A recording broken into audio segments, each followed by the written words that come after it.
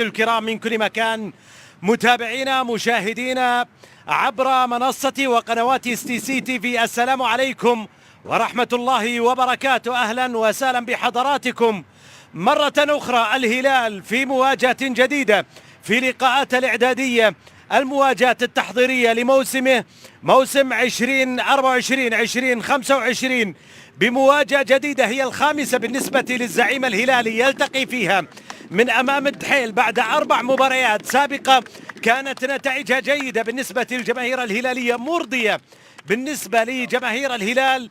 اليوم الهلال يلتقي الدحيل في هذه المباراة، الفريق القطري الثاني الذي يلتقيه في مرحلة الودية الإعدادية والمرحلة التحضيرية في هذا العام. على أي حال الهلال في تشكيلته لا يظهر في مباراة اليوم طبعا على المستوى الأساسي متروفيتش ولا كذلك سافيتش، لكنه روبن نيفيز ويلسون جونيور. طبعا الدحيل يأتي بكامل قوته في التشكيلة الأساسية بهدف من أمام فريق المدينة، فريق نيوشتاد.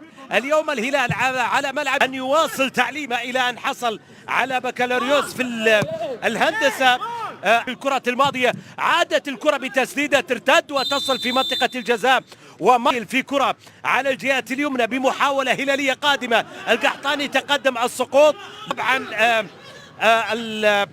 اعداداته من اجل ان يبدا الموسم. الكره ملعوبه الى محاوله، الله على كره لمصلحه الهلال، يتقدم بهدف اول بعد كره كانت مخادعه على صالح زكريا. نجح الهلال في تسجيل اول اهدافه من خارج منطقه الجزاء، رائعه تسديده من خارج المنطقه. مصعب الجوير ارسل كره خادعت حارس المرمى صالح زكريا بارتطامها على ارضيه الملعب، ثم الكرة سكنت الشباك بأول أهداف الهلال. 1-0 النتيجة في وقت مبكر، الهلال يتقدم بنتيجة المباراة. شوف الكرة اللي لعبت باتجاه مصعب لا شك بأنه خيار جيد للهلال من خارج منطقة الجزاء، لاعب رائع. ومصعب الجوير سجل في فريق الهلال العام الماضي هدفا حينما كان معارا في نادي الشباب، سجل هدفا في مرمى الهلال. الكرة اللعب على الجهة اليمين، الحمدان المحاولة إلى روبن نيفيز يمرر الكرة لكنها مرت الكرة إلى خارج أرضية الملعب، أن تكون هي القائمة الأساسية. الكرة تلعب إلى عبد الله أرديف يمرر هنا في أرضية ملعب فينر نيوشتاد. لنبقى مع المشاهد بالصورة. زيد عبد الله يحاول يعدي وكرة مقطوعة من عبد الله الزيد، ترجع إلى عرض في بداية أغسطس على النقيض. المسابقات السعودية ستبدأ الركلة الركنية الهلالية منفذة إلى داخل المنطقة لكنها مرت بعيدة إلى خارج، يختلف فيها بدايات الموسم الكروي ونهاياته.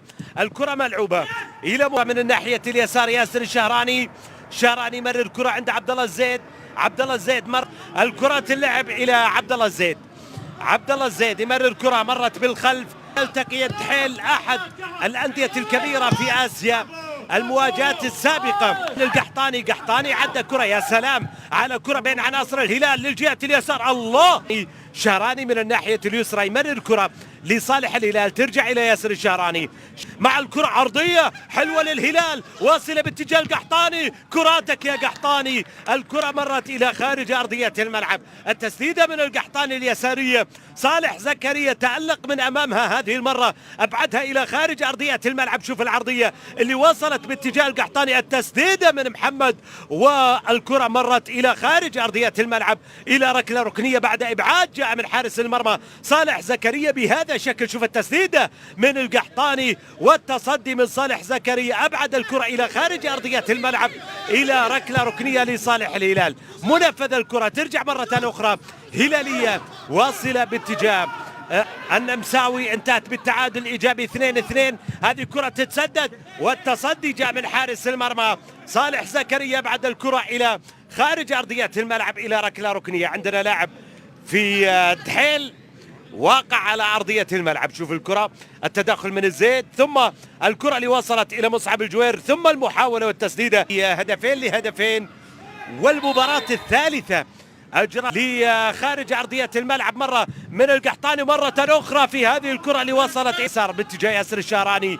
راحت الكرة إلى صافرة ومخالفة ركلة حرة مباشرة أرضية القارة بالنسبة لنادي الدحيل. الكرة في الجهة اليمين عنده طبعا اللعبة كرة في الجهة اليسار إلى محاولة تصل باتجاه العويس المرتاح جدا في النصف ساعة الأولى تقريبا في شوط المباراة الأول. العويس بالثانية الجولة الأولى في ملعب يسحين بن حمد في مقابلة من أمام الملك القطراوي تشير بأن الهلال صاحب الأفضلية بهذه المباراة. روبن نيفيز يرسل كرة حلوة لكنها إلى خارج أرضية الملعب. حلوة حلوة حلوة حلوة الكرة من روبن نيفيز لكنها مرت إلى خارج أرضية الملعب. برافو روبن نيفيز، أرسل الكرة بهذا الشكل عدت على يسار القائم إلى خارج أرضية الملعب. جميلة الكرة من البرتغالي روبن نيفيز لكنها واصلة إلى خارج أرضية الملعب إلى ركلة مرمى لصالح نادي الدحيل. ركلة حرة مباشرة. الكرة الثابتة في الطرف الأيمن، اللعبة من روبن نيفيز، كرة تنقل فيها عبد الله الحمدان، يمرر الكرة ترجع مرة أخرى لعبد الله. عبد الله مع المحاولة عودة باتجاه النجم لويس ألبرتو اللي يلعب كرة طويلة. العويس في تدخل ممتاز لكن أيضا فيها اوفسايد اللقطة الماضية، لكن عويس ايضا تدخل بشكل ممتاز في متابعة الكرة الماضية. جاءت الفائدة في التعرف على امكانيات اللاعبين، في التعرف على استعداداتهم في الحصول. محاولة في منطقة الجزاء، حمدان عدى كرة، الله على القحطاني، يا سلام يا قحطاني، الكرة جميلة من القحطاني. قلت لك بأن القحطاني في المعسكر الإعدادي أعلن عن جاهزيته، عن حضوره الطاغي في مرحلة الإعدادات بالنسبة للهلال. برافو يا قحطاني. الكرة الماضية رغم صعوبتها لكن صالح زكريا الذي يواصل تألقه أمام كرات الهلال وكرات صالح أو كرات محمد القحطاني في محاولة من اليسار إلى تمريرة بمنطقة الجزاء، ومحاولة اللعبة ممكن هدف لكنها واصلة لصالح زكريا وفرصة للهلال كانت قريبة إلى أن تكون ثاني أهداف الهلال في شوط المباراة الأول، لكنها مرت إلى صالح زكريا. العرضية أمامك طالت على قدم ياسر الشهراني في الكرة الماضية والمحاولة وصلت إلى صالح زكريا. اللعبة الكرة على ملعب فينر نيوشتاد، المباراة التي تبقى هلالية بهدف واحد. كرة هلالية في 3 دقائق الوقت البدل الضايع. الحمدان يلعب كرة عرضية باتجاه القحطاني، الله، القحطاني توج المستوى الكبير الذي قدم في مباراة الليلة بهدف ثاني للهلال، والهدف الذي يأتي في الوقت الأخير من زمن شوط المباراة الأول. قحطاني يتوج جهوده في هذا الشوط، بل يتوج أداء رائع في المعسكر الإعدادي. القحطاني التألق اللافت الذي يسجل في المعسكر الإعدادي يتوج بهذا الهدف، وهو الرجل الذي سجل هدفين في المباراة الأولى بالمعسكر الهلالي الإعدادي من أمام نيوشتاد. على أي حال مع اللقطة الجميلة لمحمد القحطاني أنهينا وإياكم أيها السيدات والسادة أحداث هذا الشوط مع هذا النجم الكبير، النجم الشاب محمد القحطاني. الهلال يترك أحداث هذا الشوط بهدفين مقابل لا شيء. نعود إن شاء الله وإياكم في بداية وانطلاقة أحداث شوط المباراة الثاني. لكم التحية مني عبد الله مبارك الحربي، والله ولي التوفيق. الفرق العريقة في إيطاليا، الكرة لإسماعيل محمد، حلوة الكرة، وصلت للشباك، وصلت للشباك، هدف للدحيل. كانت اللعبة الكرة لإسماعيل محمد، تعامل معها بشكل جيد إسماعيل محمد. الكرة الماضية روبن نيفيز وقع على أرضية الملعب يعاني من إصابة. إذا أولونغا من سجل للدحيل هذا الهدف، أولونغا الذي سجل إلى جانب الدحيل 106 أهداف خلال 110 مباراة خاضها، أو 110 مباريات خاضها إلى جانب نادي الدحيل، هو من يسجل تقليص الفارق الآن في مرمى نادي الهلال. إذا الهلال لم يتلقى الأهداف في مشواره إلا من أمام سان داونز. في مشهد تغطية من قنوات CCTV، الكرة تلعب على الجهة اليمين لكن لصالح الدحيل عند محاولة لتسديدها من أولونغا لكنها تصل اسماعيل يرجع الكرة بالكعب إلى بسام الراوي، بسام ينقل كرة عرضية لكنها بعيد إلى محاولة واصلة باتجاه سعود عبد الحميد.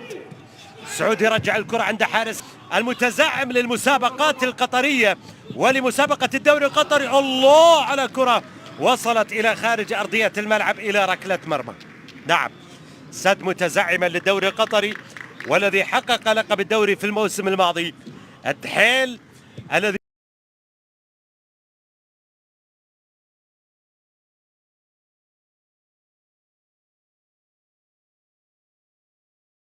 كان من ابعاد الخطر. تشتيت الكرة، الآن فرصة لهجوم معاكس، تحول سريع في الملعب، تدخل جميل، لا يوجد مجال للأخطاء في هذا الأداء الدفاع الكبير، يبحث عن المهاجم بيلينغهام.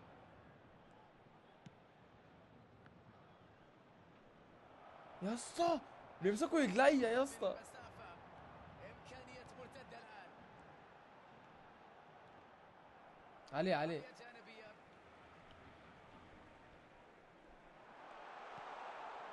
هذه فرصة جول، تروح بعيدة عن المرمى. مثل هذه المواقف تبين لك قدرات إمكانيات اللاعب وأنه قادر على أن يهز الشباك من هذه المسافة. فرصة ذهبية لكن لم